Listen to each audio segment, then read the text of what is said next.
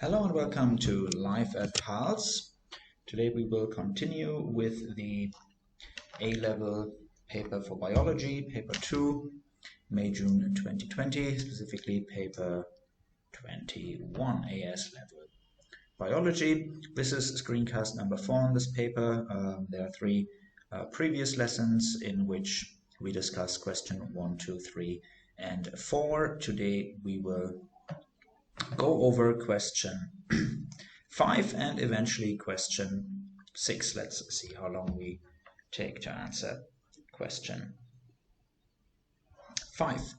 Okay, let's have a quick read through the prompt that we get for this question. The vaccine used to control tuberculosis, TB, is known as Bacillus Calmette-Guerin, BCG. The vaccine contains live bacteria that have been selected so that they do not cause disease in humans. Figure 5.1 shows a macrophage that is in the process of engulfing the bacteria in the vaccine. Name the pathogen that causes tuberculosis. This is something to memorize. The pathogens that cause tuberculosis are the following. We have the texture. So first of all, the genus is the Mycobacterium,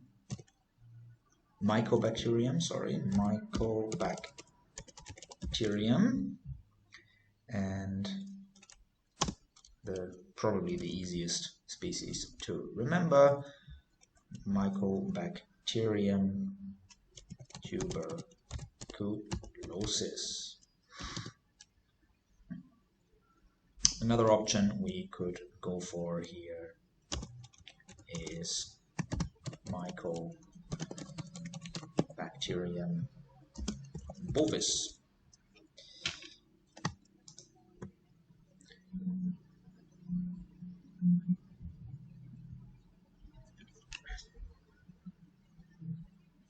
How is the tuberculosis pathogen transmitted? Okay, so tuberculosis, again, we can answer this question related to the Mycobacterium tuberculosis directly, or specifically related to bovis, M. bovis. So tuberculosis in general, both forms can be transmitted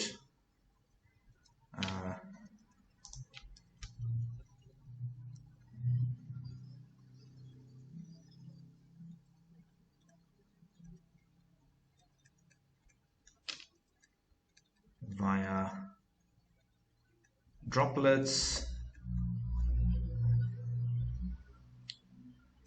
for example, when an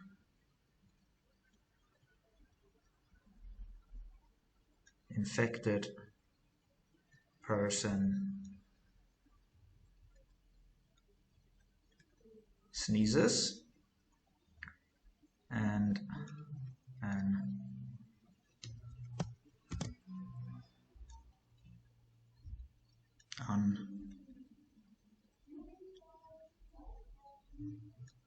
uninfected person inhales the droplets.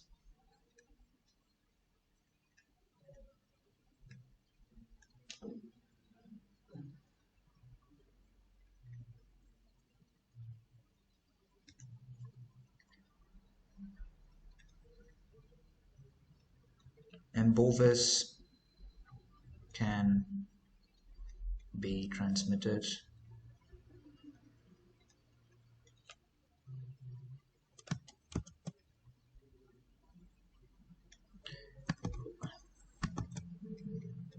through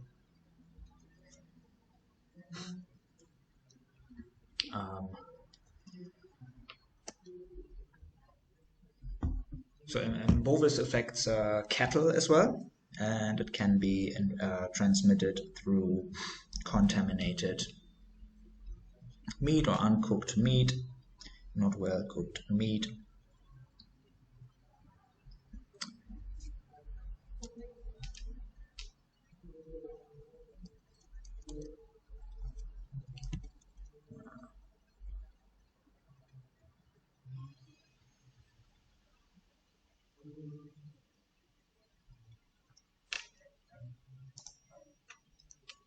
contaminated meat or unpasteurized milk.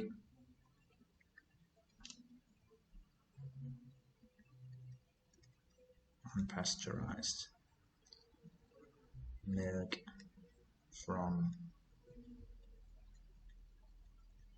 infected cattle by ingestion by an uninfected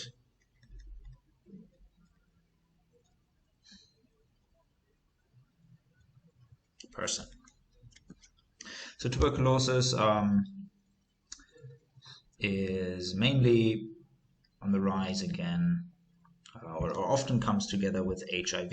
So many people who are HIV positive are often struggling later on at some point with tuberculosis as well. The reason for that is that there are many silent infections. Around about 30% of the world's population are infected with the tuberculosis bacterium, but they usually lie dormant in cells.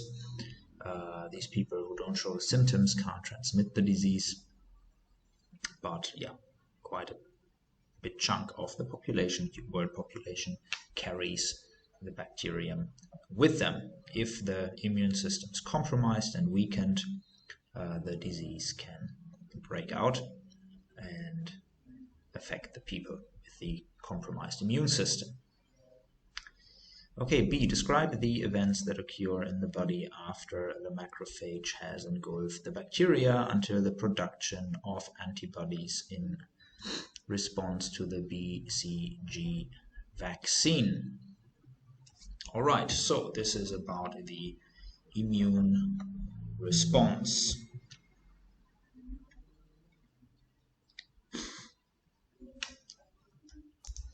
All right, so let's have a look at the picture again. So here we see the white blood cell and the macrophage engulfing some of the bacteria, which we can see here probably by phagocytosis. So that's where we can start. We have our macrophage.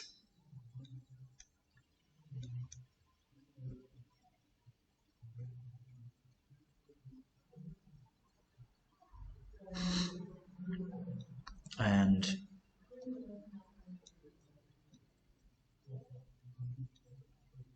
with a food vacuole after phagocytosis. Here we have the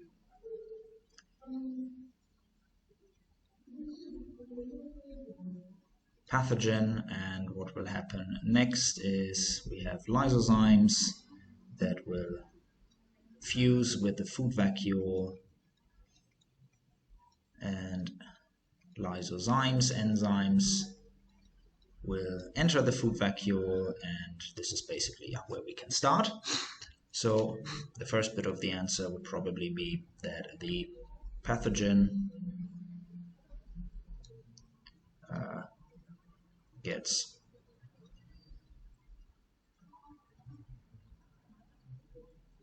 digested by lysozymes. The macrophage next will collect some of the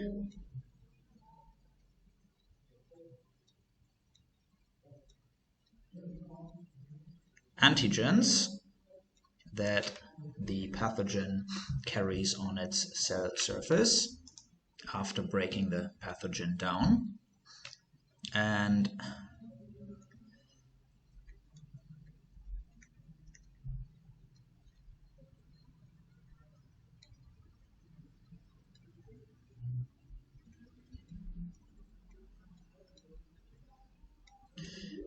the macrophage will then present these antigen of the pathogen on its own cell surface membrane.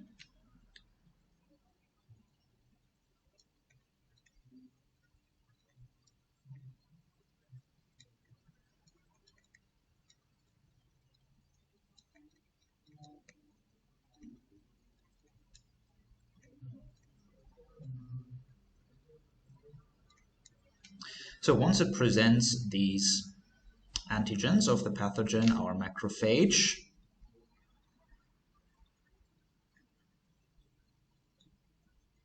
has now turned into an antigen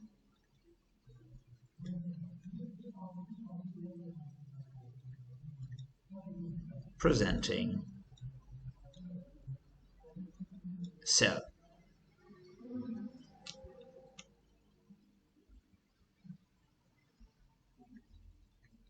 Or APC. The antigen presenting cell is now probably going back into the bloodstream, where it will meet unactivated B lymphocytes and T lymphocytes that patrol the blood, and we will go through clonal selection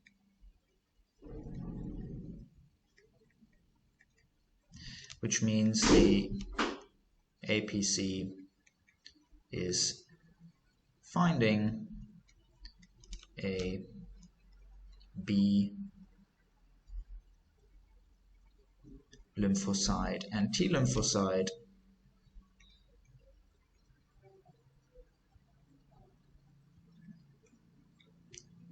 with a matching, better complementary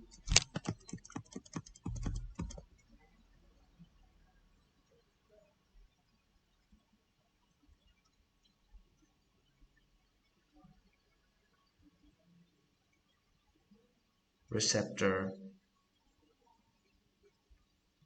able to bind or recognize the antigen of the pathogen.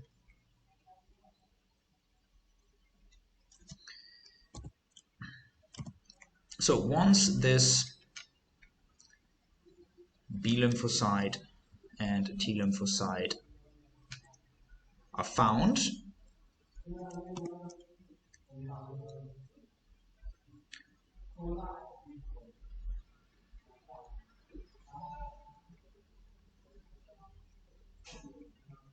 the B lymphocyte and the matching B lymphocyte is activated and will undergo clonal expansion. Clonal expansion is the rapid cell division, rapid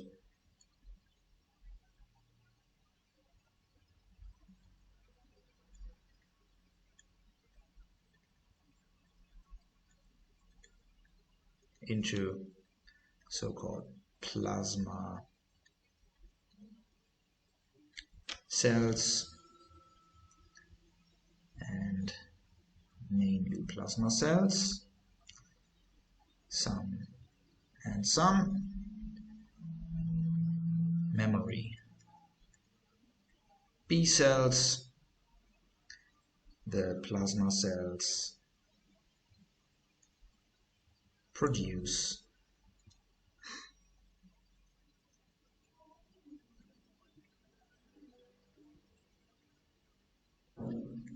the antibodies. That should be everything. Again, question: describe the events that occur in the body after the macrophage has engulfed the bacteria until the production of antibodies. Okay.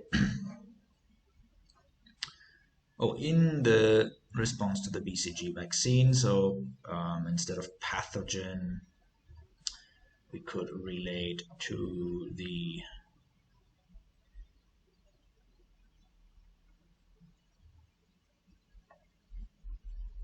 bacteria contained in the vaccine, the inactivated pathogen, and that should score us the 5 points. We have pathogen gets digested by lysozymes, broken down by lysozymes. First point, I think,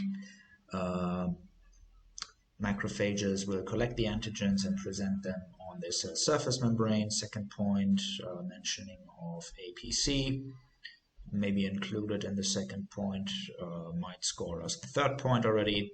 Clonal selection, the APC antigen presenting cell finding the inactivated B lymphocyte that matches, that has the complementary antigen receptor on its surface.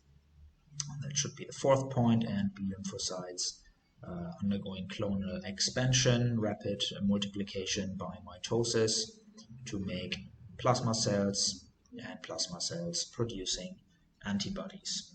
So that should definitely cover our 5 points for this answer here. C. Vaccines such as BCG stimulate the formation of memory cells. Explain the role of memory cells in the body's defense against TB pathogen.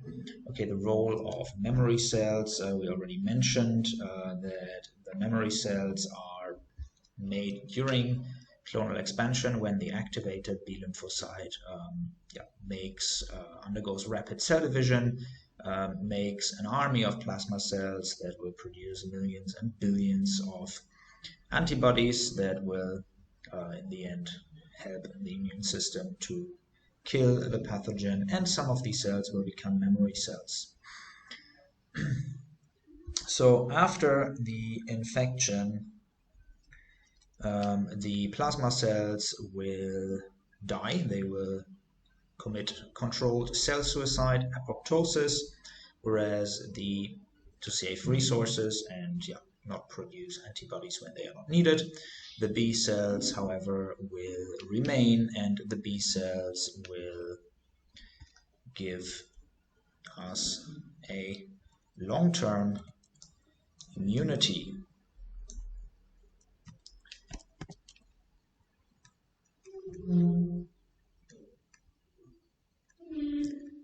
Not the B cells, sorry, the memory.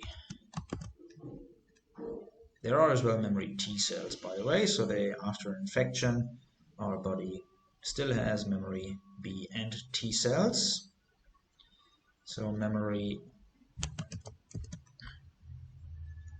cells stay behind after an infection and give long-term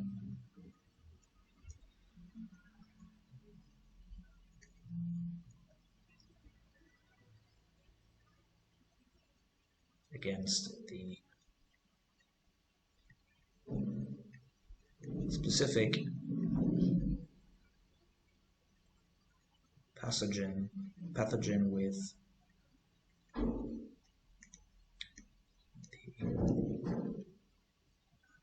the complementary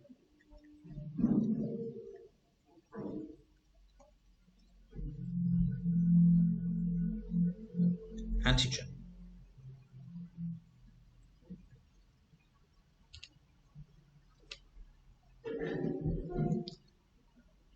As we already said, the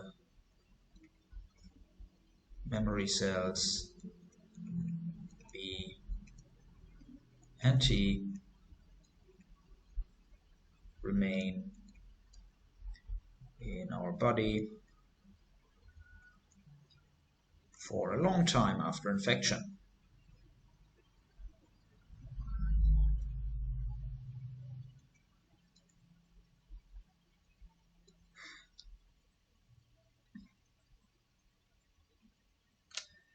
If the pathogen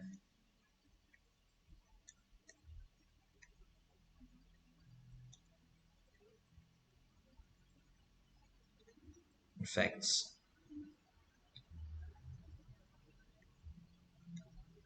the organism again.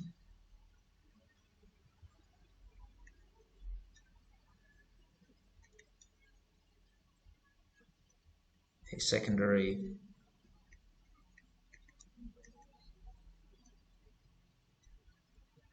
immune response will be much faster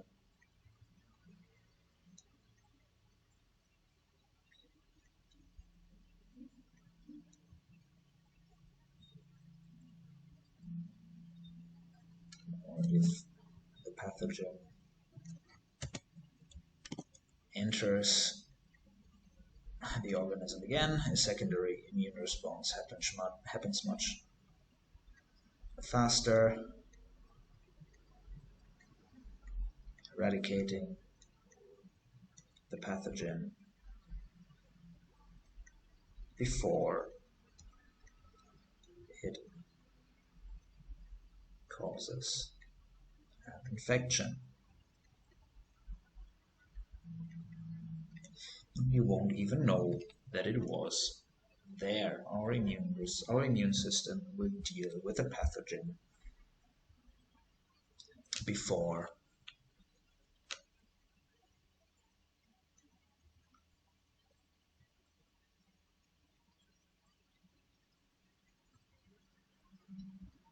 causes an infection, before symptoms of the disease are caused.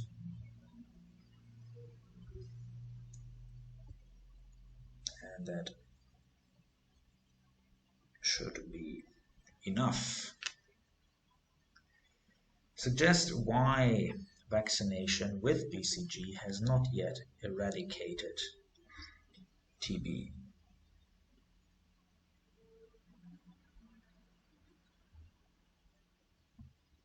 That's a tricky one.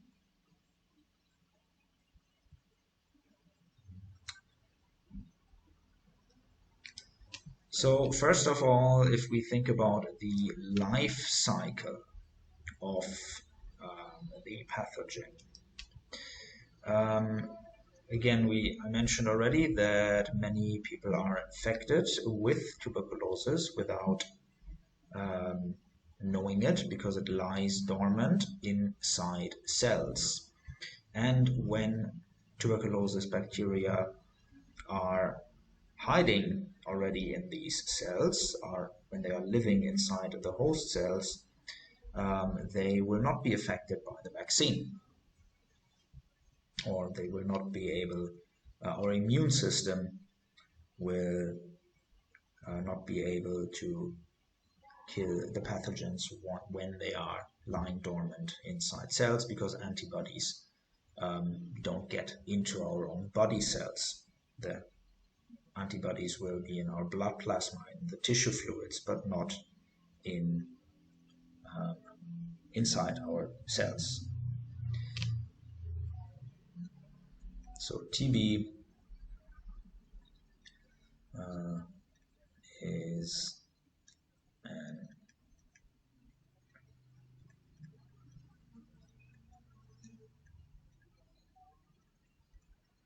it's an intracellular parasite that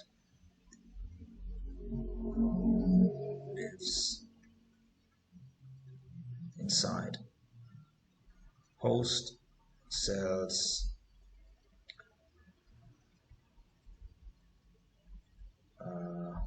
where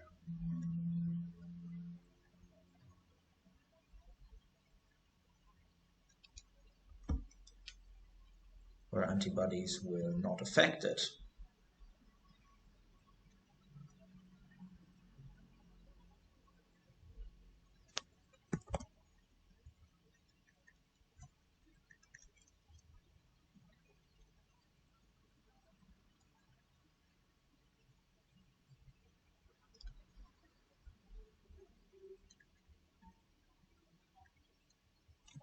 And the antibodies are only in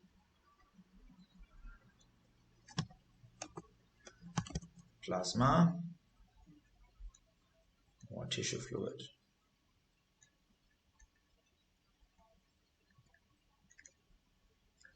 So if bacteria happen to be in the plasma or tissue fluid, then the vaccine will probably work.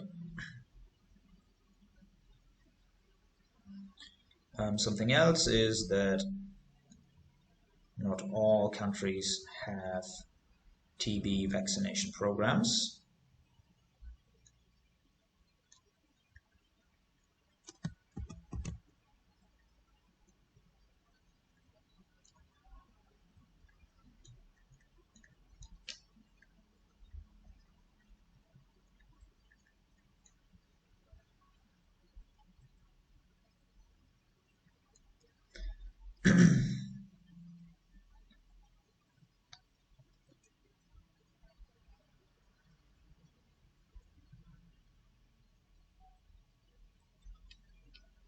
And sadly, the BCG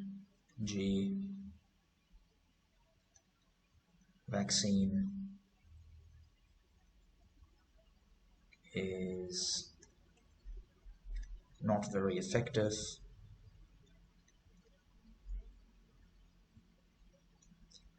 especially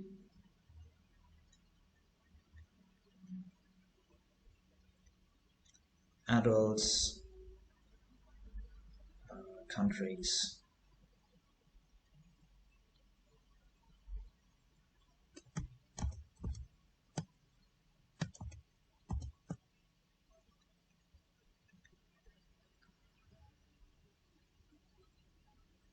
may have no herd immunity,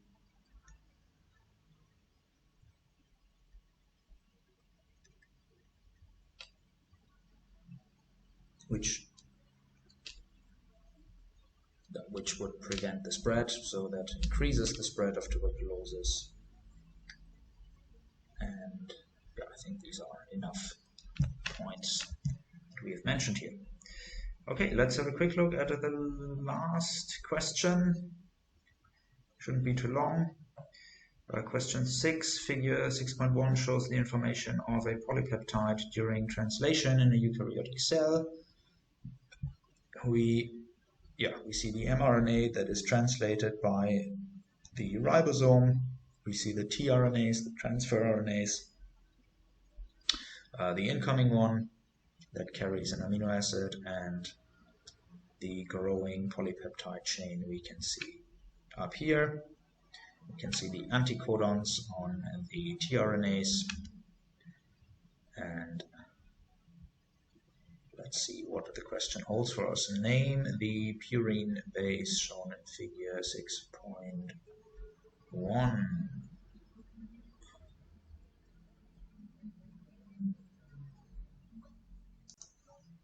No, name the purine bases. So this relates to the RNA, DNA as well, but not in this figure here. We have purine bases and we have pyrimidine bases.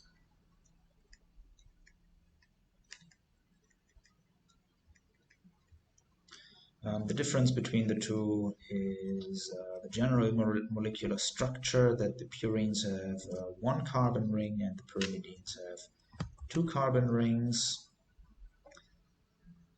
So look at a picture here, that makes it much easier. Oh, sorry, I mixed it up. The pyrimidines have a one carbon ring, the purines have two carbon rings, 6 ring and a 5 ring. And we can see a purely carbon ring, nitrogen and 2 nitrogens in here, 1 ring, 2 rings, and the purines are that are shown in the picture here as well are adenine and guanine.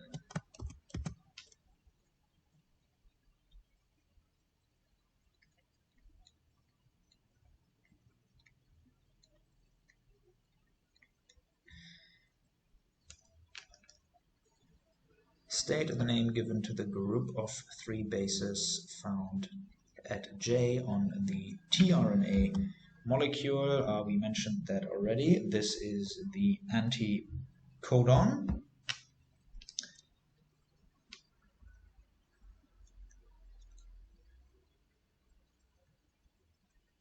Which matches the codon in the gene in the mRNA.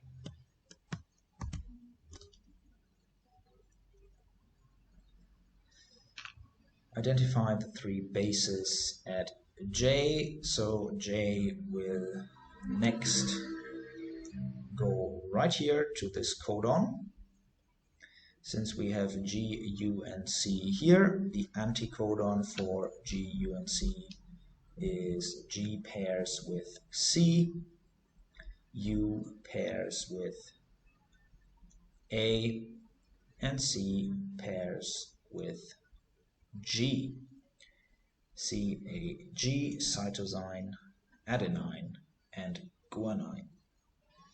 State how the 3 bases at J on tRNA interact with the bases on the mRNA. We will get weak bonds here, specifically hydrogen bonds. Since we have mRNA interacting with mRNA here, it's similar to the double strand of our DNA. Both strands of our DNA are held together by hydrogen bonds between the complementary bases. Okay, that was the 4th lesson on that paper. We have completed the paper. If you haven't checked out the other lessons yet, have a look. We go over all the other questions in the previous lessons. All right, thank you very much for joining me today. I hope I could help you. If you enjoy these videos and think they help you, please subscribe to our YouTube channel. This helps us to reach more people like you in their preparation for the A-level or AS level exams. I see you for the next bio or chemistry or other science paper.